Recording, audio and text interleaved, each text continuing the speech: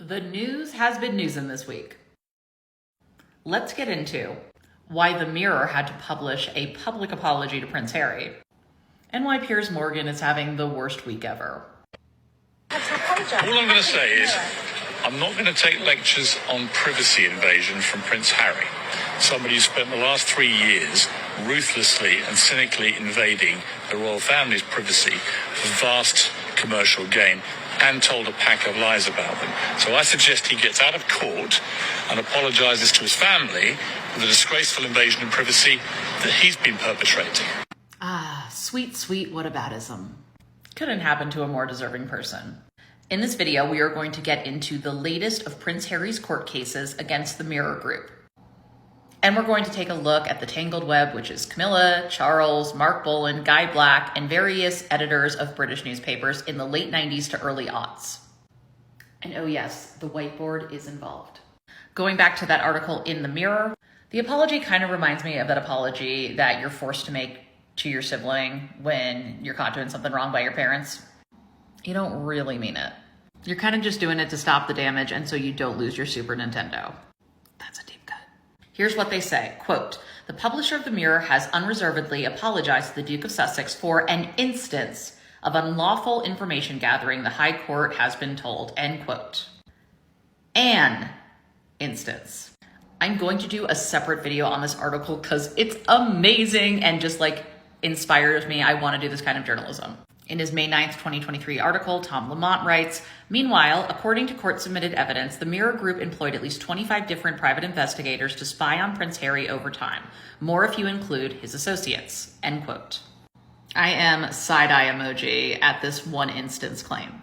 After they write this apology, the Mirror Group goes on to say that they're contesting some of the other claims because they have been brought too late.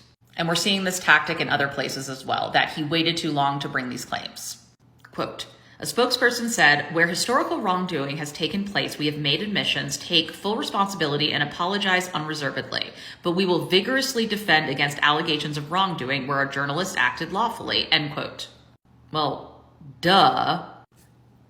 And also, if there's a but after an apology, kind of negates the apology. And then they trot out another familiar line, that the Mirror is a very different paper than it used to be, which kind of seems like a larger admission of guilt. But also, that's not the point. To me, this reads more as an attempt to shore up business than an actual heartfelt apology to Prince Harry. According to Reuters, this is precisely what they are apologizing for. In documents presented to the court, they, quote, "admitted on one occasion a private investigator had been engaged to unlawfully gather evidence about King Charles's younger son at a nightclub," end quote. So where does Piers Morgan come into play? Well, Piers Morgan was the editor of the Mirror during the instances of alleged phone hacking, voicemail hacking, etc. This is from The Guardian. Piers Morgan knew of phone hacking when at the Mirror High Court hears. Quote, "David Sherborne, the barrister acting for Harry and the other alleged victims, told the court that Morgan must have known about illegal behavior at the newspaper he edited between 1995 and 2004. Quote, "According to legal filings, in one alleged incident, Morgan asked a journalist to name the source of a celebrity story and was told the information had come from voicemails. In another, a witness described how Morgan was laughing mockingly as he entertained the Daily Mirror newsroom by repeatedly playing staff a private voicemail left by Paul McCartney for his then-girlfriend Heather Mills." And because we can't have enough videos of Piers Morgan getting tongue-tied, watch this clip from the 2012 Levinson inquiry into journalistic practices. "We do expect you to identify what is obvious to anyone reading it, is that you listened to a tape of a voicemail message. Is that correct?" I listened to a tape of a message, yes. But it was a voicemail message, wasn't it? I believed it was, yes. It was heartbreaking. The couple had clearly had a tiff. Heather had fled to India and Paul was pleading with her to come back. And then he even sang something into the answer phone, as you say. So you listened to all of that. Did you know that that was unethical? Not unethical, no. Why not? It doesn't necessarily follow that listening to somebody speaking to somebody else is unethical. But on the tape of a voicemail message, you didn't think that was unethical? Well, it depends on the circumstances in which you're listening to it. It's not unethical. I'm just listening to a voicemail that was hacked of a famous celebrity. It's totally normal. So it's not just Prince Harry bringing allegations against the Mirror. There are other claimants as well. In written submissions, Harry described how the company's intrusive reporting destroyed his relationships, including his former girlfriend, Chelsea Davies, who realized that royal life wasn't for her as a result of all the unlawful intrusions. I want to read this paragraph.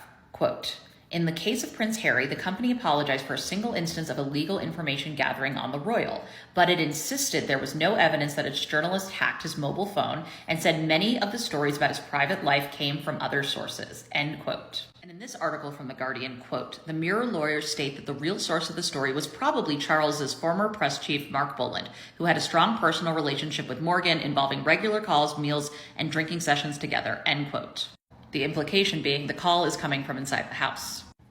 In my Camilla Parker Bowles series on her image rehab in the British media, I talk a lot about Mark Bolland. Mark Bolland was a spin doctor for Charles and Camilla during the late 1990s and early aughts. One of his chief operations was Operation CPB, which was to rehab Camilla Parker Bowles' image to make her eventually palatable as a future wife to Charles. Mark Bolland even admits in this 2003 article after he stopped working with the palace that he spun a story about Prince Harry and drug taking. The story was published in the News of the World, which was then edited by Rebecca Brooks. The author then gives us an insight into the Bolland Wade, as she was then known, she married Charlie Brooks later, axis and operation. The way Bolland describes it now is, quote, "We had been wrestling every 2 weeks for about 9 months with several papers, principally the News of the World, on stories about William and drinking and or drugs, all of which were untrue, and then Harry drinking and drugs as well," end quote. He basically goes on to say they decided to let News of the World print it and make the best of it. But this includes fudging the timeline of events. Quote, "In fact, Harry had visited Featherstone Lodge in midsummer, late June or July, according to Bolland's recollection. But the evidence of Harry's drug taking and drinking was gathered by the News of the World team later, near August or September. In order to fit its revelations into the neat redemptive narrative supplied by Bolland, the News of the World had moved them forward by several months." End quote. The redemptive narrative had to do with portraying Charles as a concerned, involved, single father. Selling out your grieving teen is cool. Let me show you this tangled web. So this is how intertwined everything is. Charles's reputation is in the toilet. He needs to rehab it, and his sons are more popular than he is. And he also wants to rehab his then girlfriend's image so that she can one day marry him and become princess consort, queen, anyway. Mark Bolland works for them from 97 to 02. He is in a long-term relationship with Guy Black, who is the head of the PCC, which is supposed to be regulating the media. Mark Bolland happens to be friends with Rebecca Brooks. They once went on vacation together. How nice. When Rebecca Brooks was at News of the World, she worked under Piers. Piers Morgan, also her friend. Rebecca, Piers, Mark Bolland, all friends. Piers Morgan, also friends with Camilla. And then we have another example of leaking. The Highgrove leak, which was an attempt to use Prince William's popularity to make Camilla look popular, that was leaked. Amanda McManus was the former assistant private secretary to Camilla. She took the fall for the Highgrove leak because she just happened to tell her then husband James McManus about it, who happened to be the executive of Murdoch's news empire, which includes The Sun and the News of the World. Fun fact, Amanda McManus was quietly hired back after all the uproar died down and worked for Camilla until 2021. So just my educated guess, I'm going to say this is a case of yes and. Yes, there were coordinated palace leaks, and there was probably a good amount of unlawful information gathering by certain news outlets.